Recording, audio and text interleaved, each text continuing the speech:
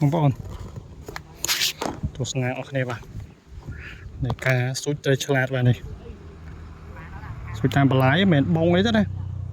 បន្លាយត្រីមាត់នោះអូបងប្អូនគាត់ថាវាសម្រាប់គេដាក់សម្រាប់ឲ្យអភិរក្សតំណដែរណាវាមិនមែនអភិរក្សអីទេគាត់ថាតំណវាចម្រកត្រីទៅហើយយើង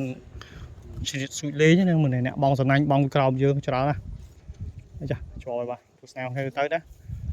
បាច់ទៅដាក់លើហ្មងបាទតែពីរមើលត្រីពីរអត់បឹបតើឲ្យបងប្អូនស្នាអស់គ្នាបាទតាមទៅវត្តរាប់ដល់10តនេះបាទលិចហើយលិចហើយលិចហើយលិចហើយលិចហើយមកហើយធំយូជួយមកអូជួយមកជាប់បលាថាមែនអើយចយអើយចយជាប់ហើយមកតែនយ៉ាចូលជាមួយមាត់បឹងទៅមុខបាទអាយ៉ាទូសាប់ជាប់កកសាប់